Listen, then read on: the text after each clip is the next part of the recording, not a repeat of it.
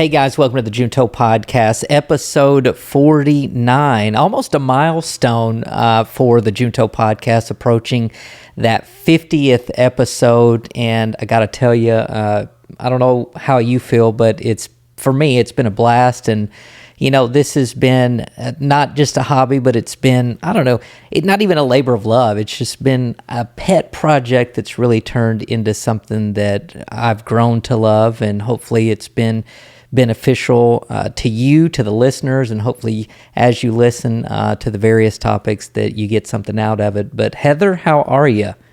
Good. I'm doing good. Yeah, I can't believe we're almost at 50. Almost. We're getting old. Yeah. Our podcast is getting old now. Our podcast is legit. No, it's fun. I think we probably get more out of it than anybody. So yeah, we always say that, you know, even I think a driving motivation for us has been, even if one person listens and gets something out of it, we always say that it's worth it. And if you've never tuned into the Junto Podcast, we are a podcast about leadership, faith, community, and talking about a host or a myriad of different topics, all of those things framed around the perspective of faith. But leadership, faith, and community are some of the big things that we like to discuss. And then obviously current events, we try to tie what's happening in the world and what's happening in our lives to really what's going on. And then most of the time we try to apply a little bit of God's word to that too, because for us as believers, we feel like that is the foundation. That is the thing that's just going to keep this, help us make sense of everything that's going on. So yeah. Tell us, what are we talking about today? Today, I think we're going to talk a little bit about our culture and the fact that we're a little desensitized, or a lot of desensitized. 100%. Speaking, of things that happen or things that we see, images, happenings, events. I don't know. I think that we see a lot all the time. Absolutely. And we're used to seeing a lot and hearing a lot all the time, so things aren't as shocking as they probably should be, honestly, if we can be honest. Yeah, that's true. So we're going to talk about that today, and maybe some ways that we can pull back and work on that as a people.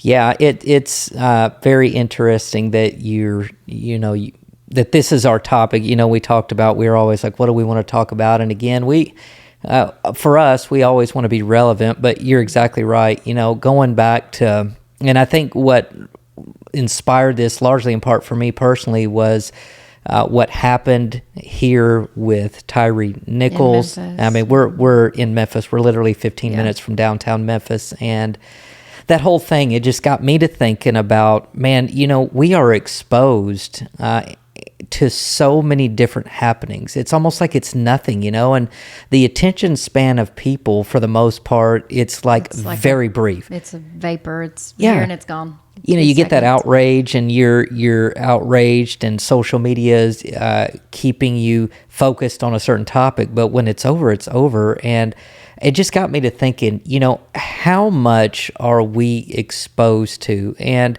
when I say that, think about what happened.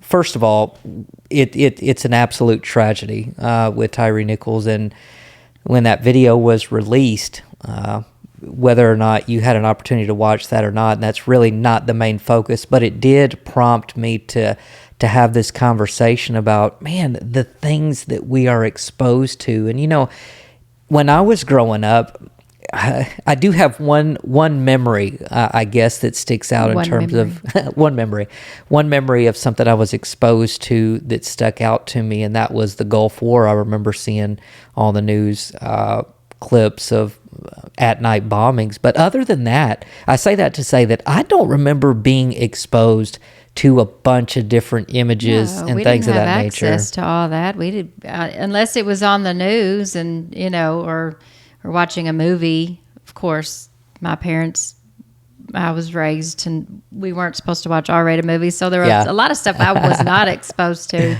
And then in today's world, R-rated is pretty much the PG, or it's crazy. It's definitely gotten worse, but I wasn't exposed. I didn't see a lot of that stuff, not till I was older. And now, of course, with phones, you can see anything at any given time. And Yeah, gosh, and it's crazy. And you brought up a good point just with the phones. Not only are we exposed to lots, but we have the capacity to intake large amount of information. And as a parent, you kind of gotta wonder about these things. You gotta talk about it, and you gotta think about the effects that it's having not only on us as individuals, but how is this playing into the lives of our kids? It's not only us that are being exposed to this, but we have teenagers, and we're not with them 24/7. Younger preteen. Yeah. Yeah, they're on devices. We try to limit and watch, but kids these days, they're exposed to a lot more, so much more. And honestly, we've read some studies and articles that they've done with kids, with the mental, like you said, there's so much information that we're exposed to. Their brains they're not able to process the information that they're being exposed to. So we've got some mental situations going on, and it's a tough place to be right now. So it really is. You bring up a good point, going back to the young people, because science shows us that a young person's brain isn't even fully developed until the age of 25. Yeah, well into the 20s. So. Oh my gosh, look at, obviously we were all doing things probably before our brains were fully developed that we shouldn't have been. But, going back to what we're talking about, being exposed and then being desensitized, and I see that happening. It creates what I believe is apathy within people. And, apathy basically is just an attitude of not caring, or just not being concerned about it. And I can see how that can happen because you're exposed to so much information. You see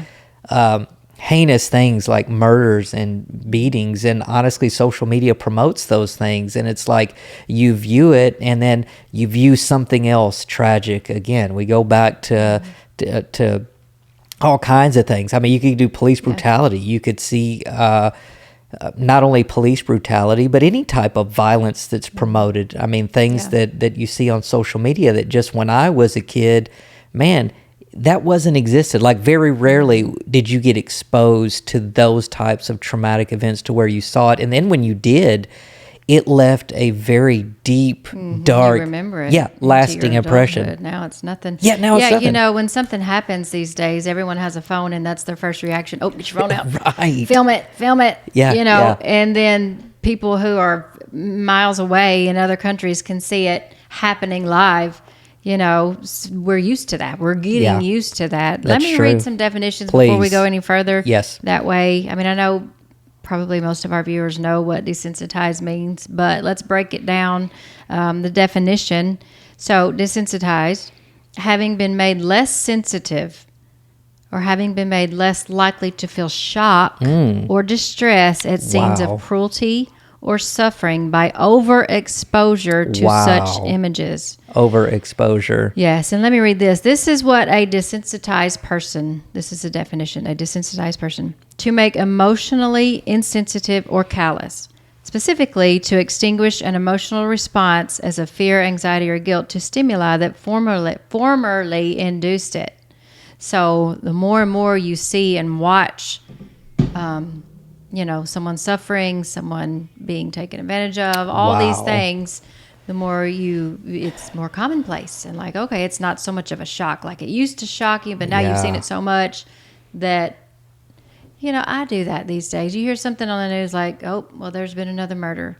I mean, how many times have you heard somebody say that? And, the person saying it isn't meaning to sound callous or like they don't care, but honestly, I mean... Yeah. It's true. If you hear it every day, it happens every day. So that's basically the definition of desensitized. You're getting used to those things, and you're less shocked or brought to your own emotions because of viewing it or seeing it. Yeah, and it's just so crazy what it does to your own psyche. What's sticking out to me is that there's not only, I guess, physical or mental damage that goes on, but there's also emotional. You know, it's the you know, you're exposed to it and your mind processes it, but then it goes deeper than that. It's not just a mind thing. It's not just that you're seeing it, you're exposed to it, but then it's saying repetition or seeing too much. It begins to play into your emotions, and and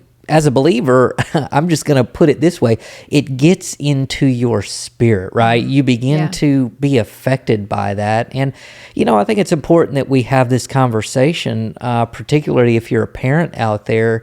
It's one thing for you to be exposed to something, but man, think about the hearts and minds of our children. And man, it's just tough. It's just tough. Yeah, you know, and you asked the question, okay, well, what's so wrong with having all this information, being exposed to this? Shouldn't we know what's going on? Shouldn't we have this information? Good. But the problem that comes with that is the lack of emotion that's there when seeing it. So, you know, for example, there are panhandlers. We pass them all the time. That's a great example. They're always asking for, or they're there asking for money and whatever. And, you know, me and the girls are having the conversation. Oh, you know, do you have any money? Let's give them something. We just gave somebody a hamburger and fries the other day. Man, it was freezing. That felt good. It did. But you get to a point where like, oh, there they are again. So you lose that emotional, like, that's my brother. I need to help this person. And then you're also skeptical, like, okay, do they really need help?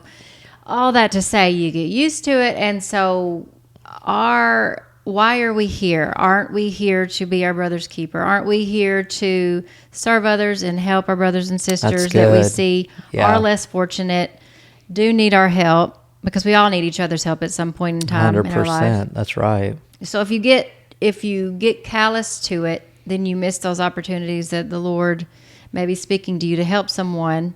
Even, you know, at church or at work, somebody's coming to you with a sob story and you're like, oh, here we go again. Right. Same sob story. So right there in that moment when they're talking, you're not really hearing the hurt or the pain. You're like, okay, I see this over and over again. You're just callous to it. So, wow, that's really good. And you bring up some very good points about, you know, being desensitized, and you broke it down even to a very personal level, just in our everyday lives. You know, it's one thing to be desensitized about happenings that are going on around the world, but then when you think about what's going on in the church, not in the church, but when you think about what's going on in your own community, with the people you know, and they approach you and you have a problem, and you begin to get desensitized to it. You're like, oh my gosh. You're like, I'm not going to hear this again. I'm not going to do this. And what do? We say the right things. We'll always say, well, yeah, we'll listen. But then the second that conversation's over, a lot of times, you know, it's just already out of our mind. And I think it's not just being desensitized, but it's the amount of information that we as a society are taking in. And it's just unbelievable what it's doing to us. So I think it messes up our focus as well. You asked the question, okay, gosh, I know we've done this before, like, you know, there's so many people that need help right now or that are hurting. Who do we help? Which ones do we pick? Who do we decide to, you know, who needs our help the most? And then you get into a situation where you're paralyzed. You're like, okay, I'm sitting here wasting time. I'm not helping anybody. I'm not doing anything. Lord, help us, you know, help us weed through the information and weed through the needs. And not that we don't want to help everybody, we do, but, you know, definitely pray for everybody. But come on, you know, you gotta give more focus. There are situations and issues that need more focus. You know, it's crazy you said that, because I remember we were at a conference as a leadership team years and years ago, and I don't remember, well, I do remember who was speaking at the time, but that's really not important. What is important is what the concept. And I remember they said, you know, you can't always help everybody, but they said, do for one what you wish you could do for many. I think it was Andy Stanley. It was Andy Stanley, and I wasn't going to mention his name, but thank you. Oh, sorry. I said I remembered who it was. But it's okay. You did? Okay, yes, I'm sorry. I was distracted. It's Andy Stanley, guys. Sorry. The little one was distracting me. Right. But yeah, he said, do for one what you wish you could do for many. You know, I think there are seasons and times when we are able to help maybe large groups or more than one person, multiple people. But I think it's a good principle that you got to start somewhere and do for one what you wish you could do for many. And taking that back to the topic that we're talking about, just being stimulated, I would say, man, just start in your own home. Begin to set boundaries. And that's one thing that I feel like we have not done a we great need to work job on that of. for sure. Yeah. In terms of devices, right, and exposure to things. Going back to the Tyree Nichols, Yes. I don't know.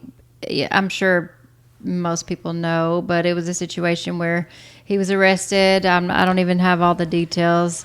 Anyway, he lost his life. He was beaten, and there's video that's out, and you can go and see that on your own. But just bringing it back to that, because that's what prompted us to have this conversation. That's right. It's just it should be shocking. Seeing stuff like that should be shocking. It needs to be shocking to our emotions, to our spirits. That's good.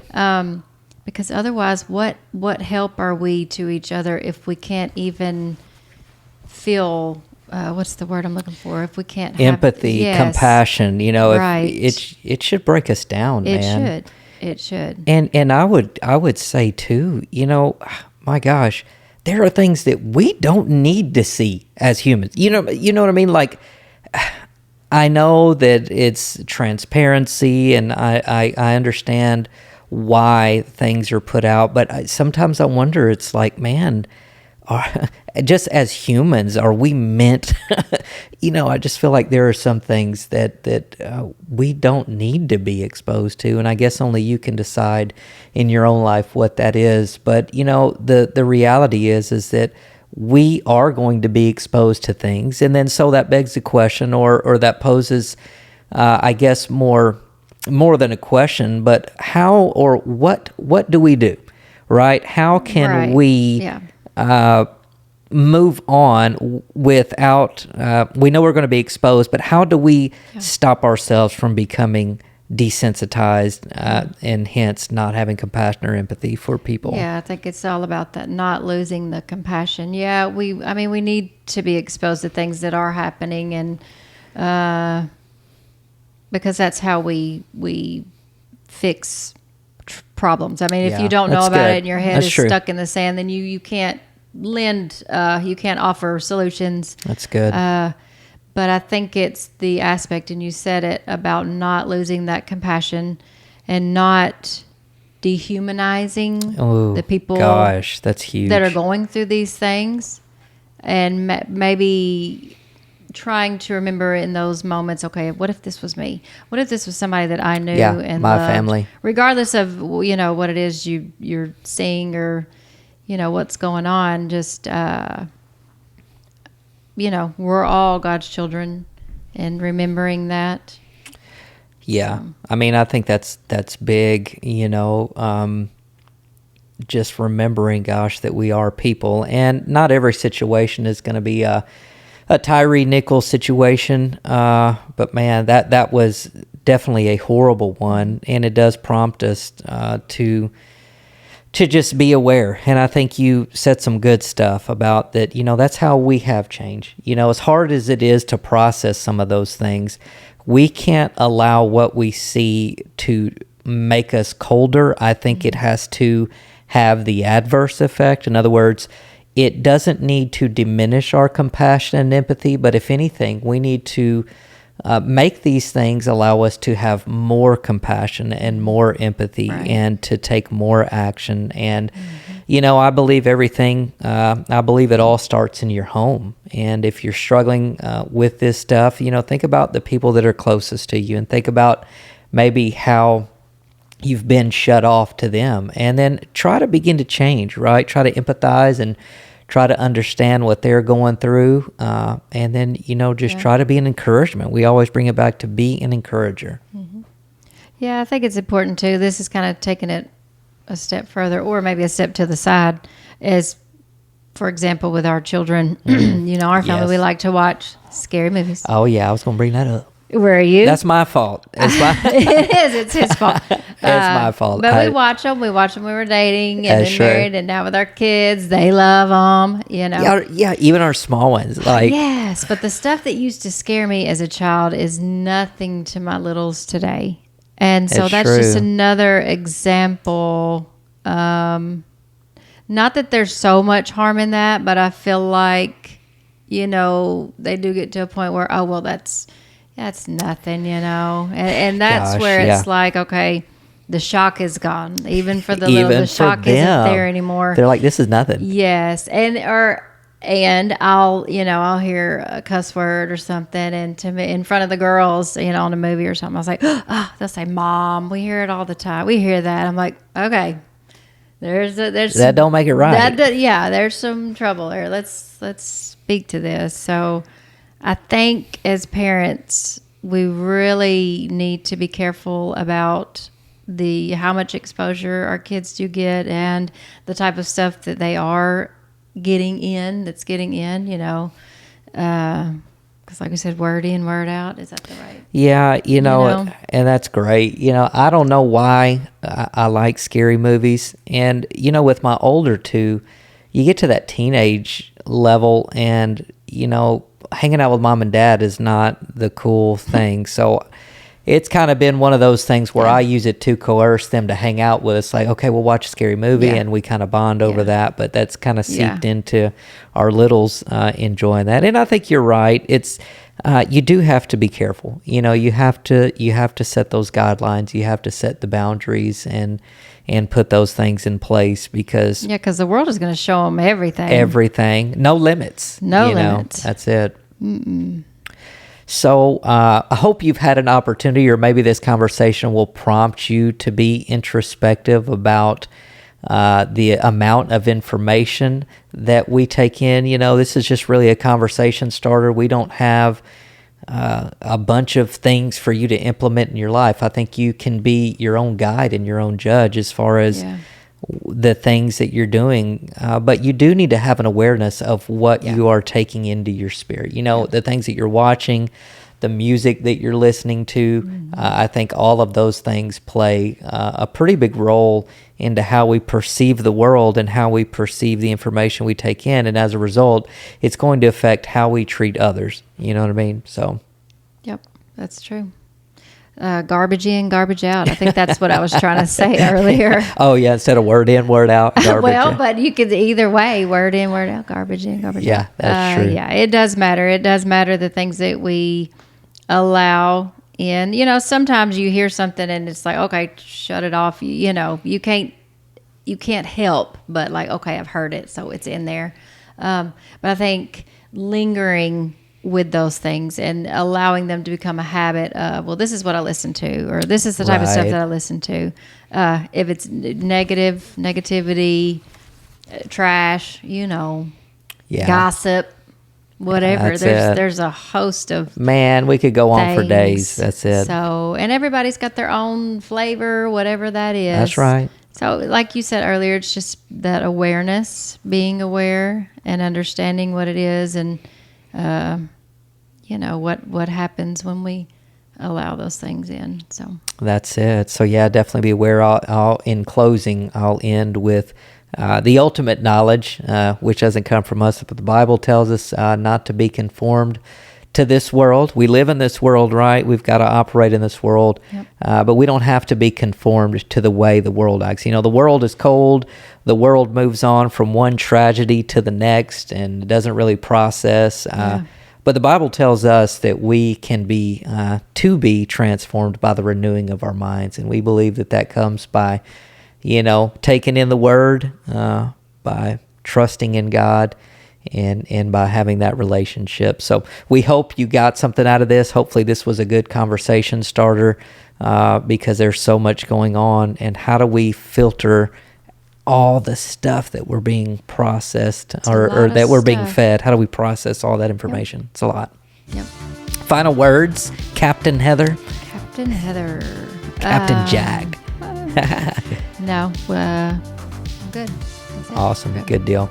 Well, we appreciate you guys tuning in. Hopefully you got something out of this. Have these conversations with your own kids, your own family, and just remember, let's not be desensitized. We're going to be exposed to a lot of things, but it doesn't have to make us cold. Let it be something that will drive us towards more empathy and towards more compassion. We appreciate you tuning in, and God bless. Take care.